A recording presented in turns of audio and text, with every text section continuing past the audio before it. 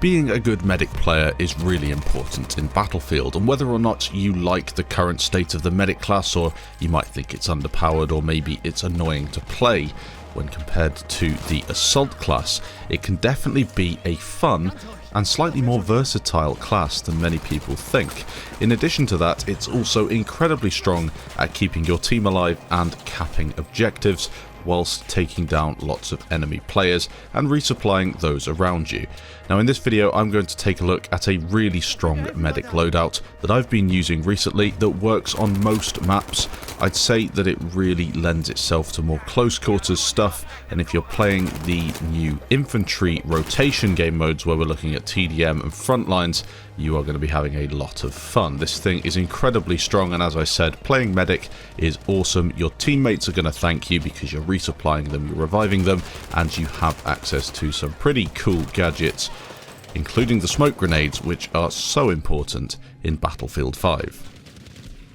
So starting off, let's take a look at this clip from Twisted Steel. This is of course Conquest on a map that isn't really renowned for CQB engagements. That being said, you can make it work for you, and the first tip I'm going to go through is controlling your engagement ranges. This is something that a lot of people fail to do in Battlefield. They've been failing to do it for the longest time, and essentially what you want to do is stick to your strengths. And whilst you will see me try and take down players at longer ranges, I always do so from a position of cover, so if things go wrong I can just jump back behind cover and heal, or maybe think of a different strategy. This of course is really important with the medic class because the ZK that I'm using at the minute, a weapon that I absolutely love, isn't so bad at medium range, but it really excels at the close quarters stuff. That's where you can put down a load of damage and be very effective. Also with the smoke and the mobility that you get with the medic class, depending on what you pick, whether you go for the field medic or the combat medic, you are quicker in some scenarios. It's good to be in a CQB situation, close quarters basically, so you're more effective. If I see a sniper in the distance and I see that scope glint, I'm not going to push him because I know he has a better weapon than me, but maybe I'll try and get myself to a closer position, control that engagement range and take him down. The second tip I want to include is pretty obvious, but one I see a lot of people failing to use, and that is the use of smokes. As you see me failing that first smoke grenade, I then use the smoke launcher because I'm running double smokes in this loadout to try and smoke my attack on this position. We've got a load of campers up here. They've been annoying our team. I smoke, I go up, and I hip fire 3 of them back to the spawn screen. That's where they belong. Camping in this game sucks, and then I fall to my death because my parachute doesn't work, but it serves me right for jumping down. That being said, the smokes did work, and I managed to get myself up above the enemies there without them seeing me. Now, a good player would have probably spotted that, but for the most part, smokes will do a great bit of work for your team. Now, as you can see in the background, it's also really important to use smokes to conceal people you're trying to revive. In that case, the smokes wouldn't have really helped because I feel as if that position was compromised completely. But sometimes you'll see a teammate go down. You can then smoke them and pick them up, even if you don't think there are enemies around. It's super important to do so because there's always somebody proning in Battlefield 5. There's always somebody sniping at the back of the map who will catch you by surprise, and with the animations for the reviving, you just can't get away in time, even as a medic. So making sure you smoke people you're going to revive, and then resupplying your smoke afterwards, and moving on. Sometimes, yes, if they're completely in cover in a corner with loads of teammates, you can get away with it. But for the most part, smoke everyone you revive.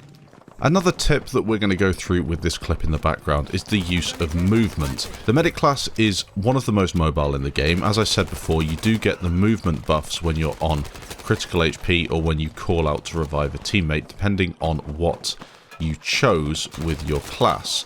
Now, I would say that they both have their merits, and it's up to you really to decide, but I like the one where you're on critical health and you move more quickly. That is better for me and the way I play, although I have tried them both, and the gameplay in the background is using a mixture of both of them.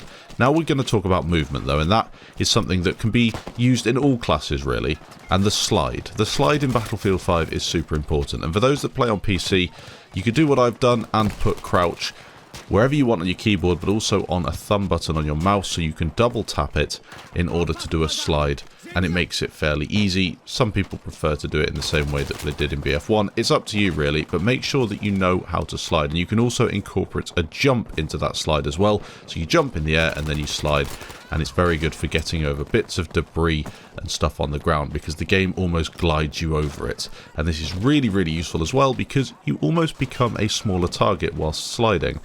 And if you incorporate that into your medic gameplay, you're going to be harder to hit, you're going to be surprising enemies more often, and the good players tend to do it. The aggressive players that push and take down lots of enemy players and get lots of kills, they also tend to be very fluid with their movement. It's not quite the levels of Battlefield 4, where the movement was almost as important as your aim. It was incredibly important in Battlefield 4. In BF5 it is still important, but it's not as important. So if you're not so good at it and you just focus on your aim, then that's fair enough. But if you are going to be aggressive and getting into the faces of enemy teams and enemy players, you have to maximize the movement and make sure that you're complementing your loadout. So a CQB SMG is really good with the slide and some accurate movement. Next up, we're going to take a look at target acquisition. Again, this can go for any class, but in this one we're going to be talking about the SMGs and the ZK. As I said, these weapons are super effective in close quarters, but you also want to be taking down the person that is most dangerous to you. Now, there are a few clips in the background. I believe this is TDM on Hamada. The only thing that Hamada's good at, in my opinion, is the CQB stuff up on this portion of the map. I don't like anything on Conquest or Grand Ops, but there we go, that's just my opinion. Now, as you can see in the background, there's some pretty decent target acquisition going on, but the enemy players aren't exactly perfect.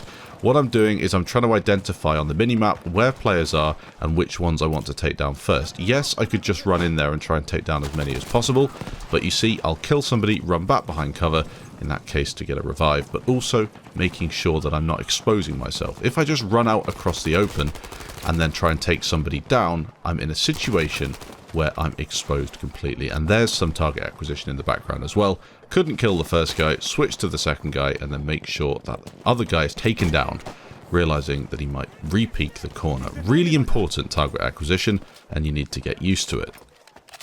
Now, something else in game that many people fail to do is staying alive as a medic, and it sounds simple, just keep on healing yourself, but at the same time, as you can see in the background, sometimes it gets difficult and you have to actually retreat, even past teammates, and that's what I chose to do here.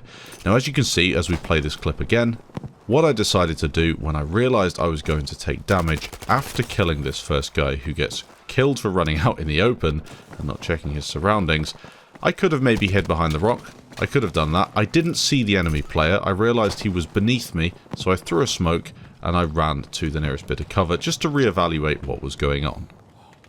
It's really important to do this. It doesn't matter what mode you're playing or whether you're with squad mates or anything like that.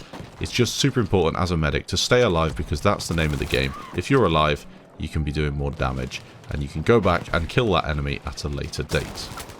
Now, in the background, you can see me taking some players down on Narvik. This is a good opportunity to talk about where you should be aiming. You have to anticipate where the enemies are going to be, especially when you have footsteps that don't really work and enemies that hide in the rubble and can't be spotted very easily. You need to anticipate where they're going to be. And as you saw before, I was almost pre-aiming windows, making sure that if anyone peeked, I'd be able to instantly shoot them. Again, we have a clip in the background on Narvik, the same game.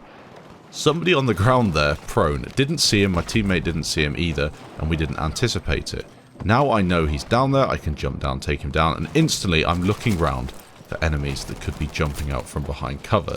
And if I had an eye tracker here, it would be very useful, because you'd be seeing where I'm looking. At the minute, I'm looking at these windows on the right hand side. I'm checking no one's peeking through them with an MMG. I'm making sure to check the corners as I run up the building, and it sounds a bit too tactical in a game like Battlefield, but that's what players do when they want to maximize the amount of kills they get in game. They're always checking where enemies could be, placing the crosshair on the corners of doorways, windows, and the buildings as you run through into different rooms. So if you see somebody, your crosshair's already on them.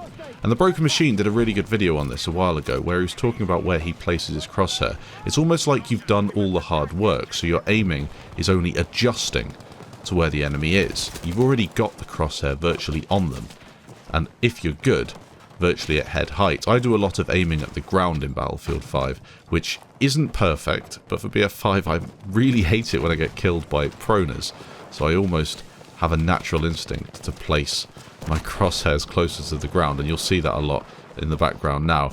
Here we've got a tank in front of us. I think I die here to the tank. The thing I should have done here is really run away, but I just tried to get a kill, got a bit greedy.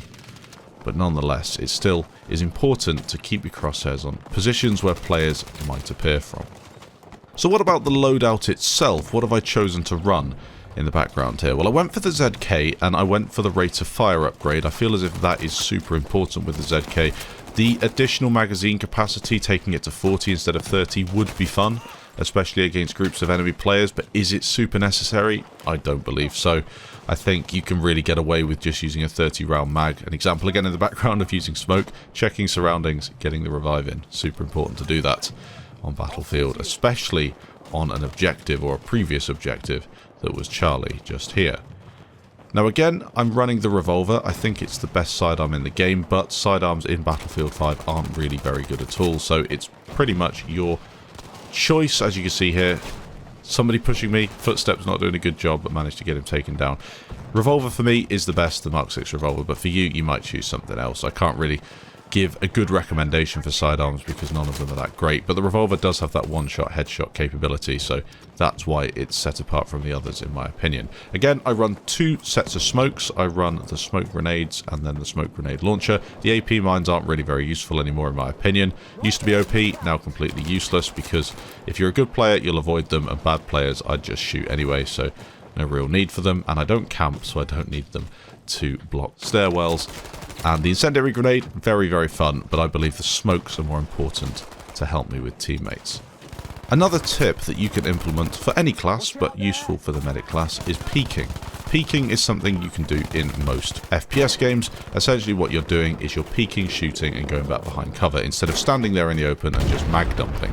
You see an example of this in the background. I'm not the best at doing it. There are players who are absolutely fantastic at peeking from behind cover and shooting before you even see them. This is quite slow peeking, but as you see, there's a player there behind cover, jump back out, shoot them, jump back out, got a quick heal in there as well. And it gives you the advantage because they spend most of their time shooting the wall. And then I failed to take down those two players. A very simple trick, but worth implementing. Footsteps are very important in Battlefield. Can you always hear them? No, not really, but you can anticipate, as I said earlier in the video, where enemies are going to come from. Did that in the background there. Knew they were going to be coming up. Unfortunately couldn't take the last guy out, either because of hit reg or because I'm bad at aiming. Not too sure really with that one. But hiding behind somewhere, just waiting for the players to appear before taking them down, is often a better strategy than rushing. Just because you've killed somebody doesn't mean you have to rush to the next position. Hold where you are, work out where the enemies are coming from, and take as many down as you can, and then when the coast is clear, move on to the next set of enemies. Yes, it's really good fun, as you saw just then in the background, jumping into the smoke, taking out as many as you can, but you usually die from players in the back lines. As you can see, there were proners, people with ARs and MMGs and sniper rifles and Piats and tanks and all sorts. You're better off just controlling that engagement range, and that is how you stay alive, and that's how you get the big kills. So hopefully you enjoyed this video. It was a bit more of an in-depth look at the medic class and the SMGs and the ZK, because that is a gun I absolutely love using. Yes, you could be using the Suomi, it doesn't really matter what you choose, but the ZK is just a good all-rounder and is really fun, and it's something a little bit different to what I'm used to in BF5 so far. If you did enjoy, leave a like. If you have any other comments or techniques or strategies or tips and tricks for anyone who might be watching this video, especially those people that play on console, because sometimes my guides don't translate to console very well because you might not be able to do that on console. As I play on PC, it's not ideal. I can't really give you the exact techniques for console, but if you have got anything, please leave it down in the comments. Thanks for watching. Subscribe if you're new. There's lots of content like this in the works as well, Battlefield guides and the such, and I'll catch you in the next video.